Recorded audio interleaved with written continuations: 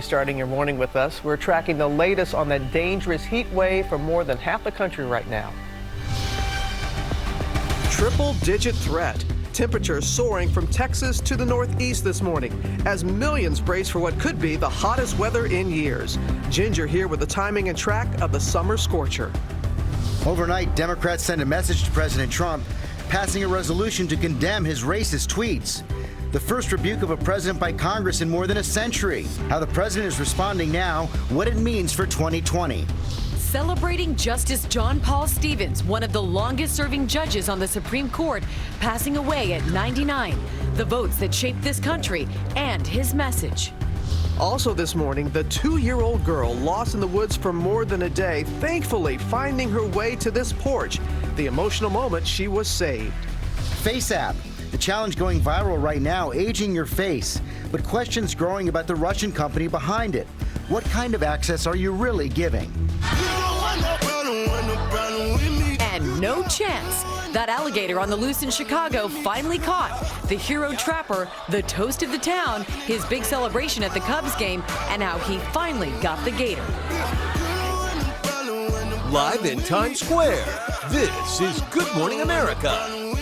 You look so much bigger in the water. Sure, guy. Good morning, America. I hope you're well this Wednesday morning. I'm fighting a little bit of a cold, but that was like just a baby gator. I know. He said Chicago all in a frenzy. The alligator was named Chance the Snapper after Chicago's own Chance the Rapper. And how's this for a connection and a transition, Robin? Wait for it. Okay. He actually voiced some of the characters in The Lion King. And Robin, you had that big Lion King special. Chance the Rapper, not Chance the Snapper. Correct. Did that. Okay, just making sure. And of course, Beyonce, her new beautiful music video that aired last night as well. So a lot of reaction to that and just such a beautiful night. But we'll have much more on that ahead. First, we're going to begin with the blistering heat that is blanketing so much of the country. Temperatures hitting triple digits as that dangerous heat wave moves east. Ginger, I know you're tracking all this for us this morning. I am, and feeling it already. It feels tropical out here. The remnants of Barry coming at us tonight with storms, but from New York to Philadelphia to Chicago, we could potentially see some of the hottest air we've seen in 7 years. That plus really high dew points makes the humidity high and makes it feel way hotter than it actually is. From Dallas up to Chicago and Wisconsin, South Carolina to New Jersey, there are heat advisories and excessive heat watches for the feels likes on the order of 105 to 110, and it's going to stick around for days. So overnight lows will stay in the 70s and 80s. When you don't have air conditioning and you can't get a break from this, that's when this becomes dangerous. So please be careful and don't expose for long. Dehydration is a huge issue. Then remember, we've also got a ton of rain on the way. 12 to 16 inches fell in Arkansas with the rest of Barry, but watch what happens with this. The rest of that moisture hits this front. We could see damaging winds right here in the Northeast tonight. Minneapolis to St. Louis too, George. A lot is coming. Okay, Ginger, thanks very much. We're going to go to Washington now and that historic and bitter showdown on Capitol Hill. House Democrats voted last night to condemn President Trump's racist tweets, the first congressional condemnation of a president in more than a century. Only 4 Republicans voted for the resolution as the GOP closed ranks behind the president. Our senior congressional correspondent Mary Bruce was on Capitol Hill for the dramatic confrontation. Good morning, Mary. Good morning, George. Well, this was an extremely rare rebuke and quite a scene here on the House floor. A raucous fight exposed those deep partisan divides here on the Hill as Democrats voted to send a clear message to the president about those racist tweets, and Republicans overwhelmingly voted to defend him. A bitter battle on the House floor. I make a point of order. Exposing the sharp partisan divide. I know racism when I see it. I know racism when I feel it. And at the highest level of government, there's no room for racism. In those tweets, I see nothing that references anybody's race. Not a thing. I don't see anyone's name being referenced in the tweets.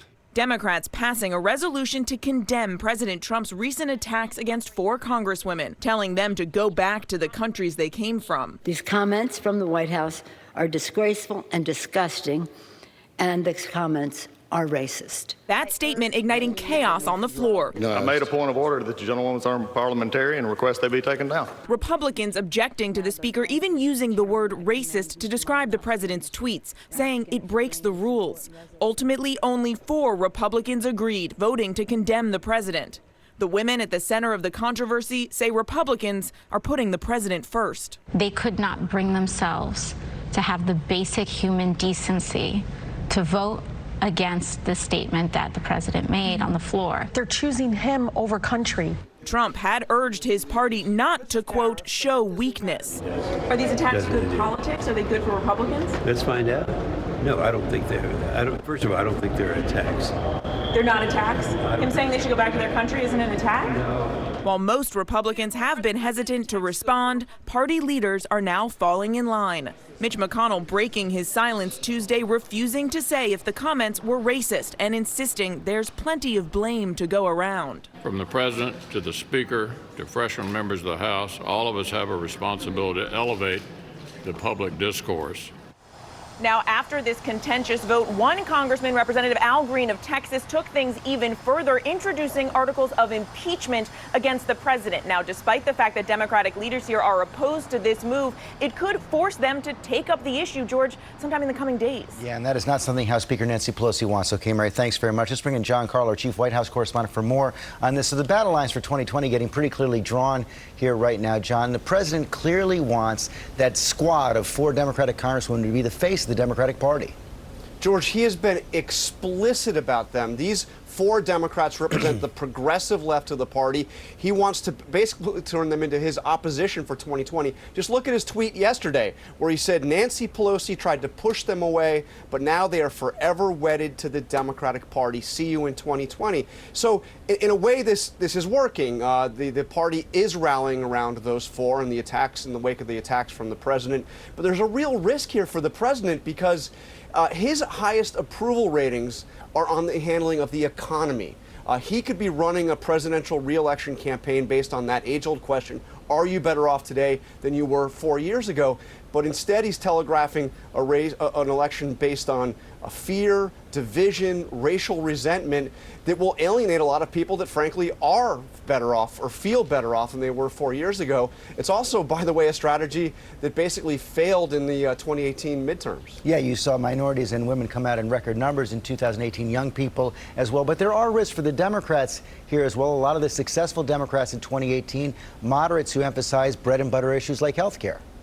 Absolutely. These 4, particularly Alexandria Ocasio-Cortez, are the most famous Democrats, freshman Democrats, in some cases more well-known than the party's presidential candidates, but they are not particularly popular, in some cases very unpopular, in those swing districts that won the Democrats their majority in 2018. So, yes, very clearly risk for the Democrats as well. John Carl, thanks very much, Robin. And George, now to that breaking news overnight. Former Supreme Court Justice John Paul Stevens passing away on Tuesday at 99 years old. Our senior national correspondent Terry Moran, who covered the court while Stevens was on the bench, has a look at his life and legacy. Good morning, Terry.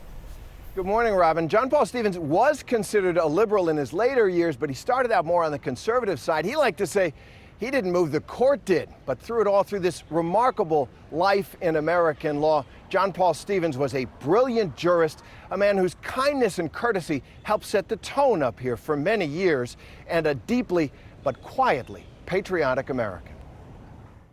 This morning, the nation is celebrating the life of retired Supreme Court Justice John Paul Stevens, who died in Fort Lauderdale after suffering a stroke on July 15th, was named to the court by President Gerald Ford back in 1975. Times were different. Stevens was confirmed by the Senate 98-0. Can't imagine that kind of bipartisanship today. He was the 3rd longest serving justice in our history, 35 years, up until 11 days before his 90th birthday in 2010. He was replaced by Elena Kagan. In a statement for the court, Chief Justice John Roberts says the retired justice brought to our bench an inimitable blend of kindness, humility, wisdom, and independence. When he got to the High Court, Stevens sided with conservatives. By the time he left, he was considered a liberal firebrand. He was a World War II veteran and passionately opposed the idea that the First Amendment protects flag burning, and early on he found the death penalty constitutional. But he did change his mind on that, siding with liberal justices concluding that capital punishment is unconstitutional. Stevens spoke about his decision in a 2014 interview with George Stephanopoulos. You would define it basically as cruel and unusual punishment. Yes, I would think the sooner we get rid of the death penalty, the better it would be. He also became a reliably liberal vote on abortion, education, and the separation of church and state. He was fierce in dissent, never more than in his scathing dissent in Bush versus Gore in 2000. Stevens writing that he feared the decision in that case to stop the Florida recount would undermine the nation's confidence in the courts, an opinion he never let go of, writing in his memoir that came out earlier this year, "I remain of the view that the court has not fully recovered from the damage it inflicted on itself." And overnight, the tributes are pouring in. The president and first lady sending their condolences in this statement, adding the retired justice was known for his humility, legal acumen, and affection for his beloved Chicago Cubs. His work over the course of nearly 35 years on the Supreme Court will continue to shape the legal framework of our nation for years to come. The Chicago Cubs posting to Twitter, honoring the Chicago native and Cubs fan. Is there one decision you're most proud of? I really don't know the answer, because there are a lot of them that I am quite proud of, and there are others I'm sure I could have done better on. All I can say is I did the best I could. Stevens was a man from another time. As a boy, he met Amelia Earhart and saw Babe Ruth call his shot in the 1932 World Series against the Cubs. He was really a man who was much beloved by his colleagues, and he will be missed up here. Such humility, too. Wow. I mean, he led such a full life, and he was even active after retirement, Terry. He really was. It was remarkable. He was playing doubles tennis up until a couple of years ago, hiring clerks every year. Through his 100th year, he won't be able to do that. But he also wrote a memoir this year, and he remained active publicly, calling for the repeal of the Second Amendment and criticizing President Trump. He never stopped right up until the end. All right, Terry, thank you very much. You know, Robin, you mentioned the justice's humility, and he was a humble man. But in that question, he was responding actually to a letter that Gerald R. Ford, who appointed him, wrote, where he said this: "I'm prepared to allow history's judgment of my term in office to rest, if necessary, exclusively on my nomination 30 years ago of Justice John Paul Stevens to the Supreme Court." Yeah, he was so proud of that. And rightfully so. Great. Yeah, thanks, George. Now to the latest on the turmoil in Puerto Rico. With more protests expected today, a popular cruise ship is now canceling its stop there. This has caused groan now for the governor to resign, but he is refusing to step down. ABC's Victor Oquendo has the very latest. Good morning, Victor. Good morning, Amy. Despite those fiery protests in front of the governor's mansion for days now, embattled Governor Ricardo Rosselló refusing to step down, saying he hasn't committed any illegal or corrupt acts, but acknowledges he has committed an improper act. All this unrest comes after hundreds of pages of a profane group chat between Rosselló and some of his top aides and cabinet members were leaked, containing sexist and homophobic language, criticizing opposition leaders, and detailing efforts to manipulate public narratives. Fearing that the situation in San Juan could go from bad to worse, Royal Caribbean decided to cancel its stop there for the Empress of the Seas and reroute it, adding, quote, "We continue to monitor the situation closely and will make adjustments as necessary to ensure the safety and security of our guests and crew." More large demonstrations are expected later today. Secretary of State Mike Pompeo will be there tomorrow. All of this just another blow to Puerto Rico, still trying to bounce back from Hurricane Maria. Robin? All right, Victor, thank you. Now to new developments in the murder of beloved Louisiana civil rights activist Sadie Roberts Joseph. Police have now made an arrest, taking one of her tenants into custody. Steve Osensami has those details for us. Good morning, Steve. Good morning to you, Robin. Police believe her murder had something to do with this tenant being behind on the rent. Friends and family in Baton Rouge overnight came together to remember and celebrate the life of beloved civil rights activist Sadie Roberts Joseph. No matter who you are or where you were from, Sadie loved you unconditionally. She loved everyone. She would give the shirt off her back for anyone. And this is just a travesty that should upset everybody. Her murder is heartbreaking to her community. Even the police chief came to pay his respects. All of my police officers had a Miss Sadie story.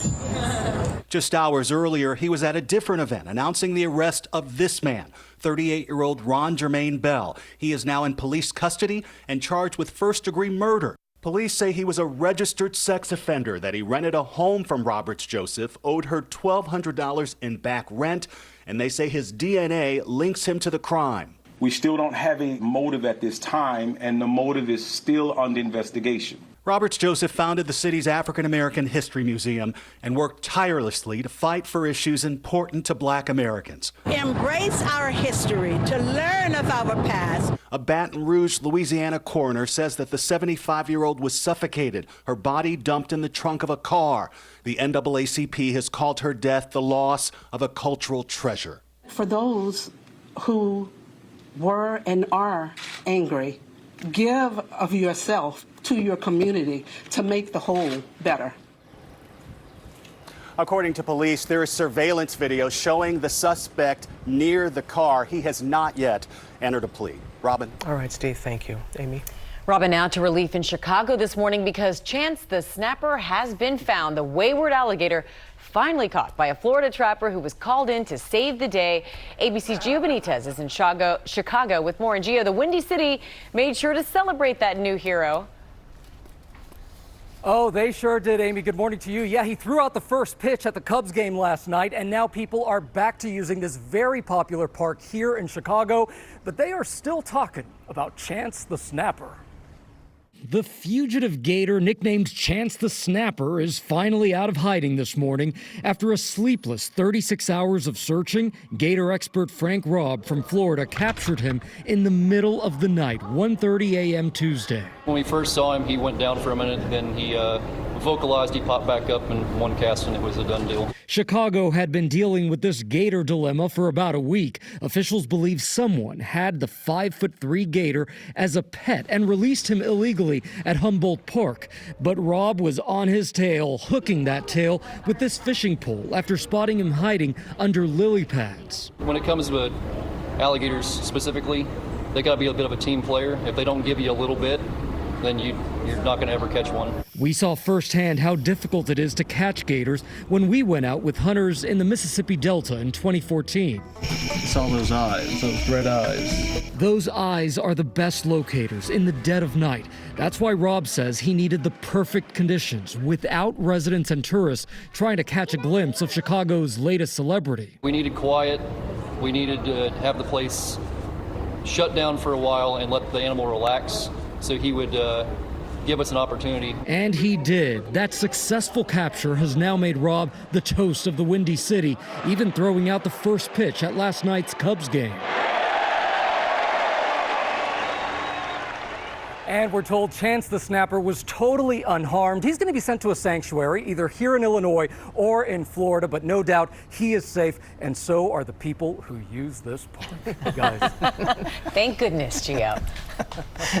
We are following a lot of other stories this morning, including the story of this 2-year-old girl who was lost in the woods, luckily found alive. We're going to bring you the emotional moment she was rescued. And take a look at this. A toddler stuck on an inflatable duck caught in the open water, drifting away from shore. Thankfully, she was okay because the paddleboarder came to her rescue. We'll talk more about that, but let's get over down to Ginger again. Yes, and I need to show you these pictures because these pictures are going to happen again from New York City to Wilmington, Delaware, possibly today. The Twin Cities has already been very wet this spring and early summer. Look, they got just about 2 inches of rain in only an hour, and you had flash flooding. So who's going to see that today? Flash flood watches are in place, including Philadelphia, most of New Jersey, again, northern Delaware. Look at Minneapolis to the Quad Cities. You also could see significant rainfall tonight. Your local weather in 30 seconds. First, the Sunny Cities, sponsored by Verizon. We run right into these crises, and we do not leave until normalcy is restored. We'd been working for days on a site in a storm-devastated area. A family pulled up. It was a mom and her kids. Everything they had been washed away. The only thing that brought any kind of solace was the ability to hand her a device so she could call her family and let them know that she was okay. There for you when it matters most. Join us and get up to $650 when you switch. That's Verizon.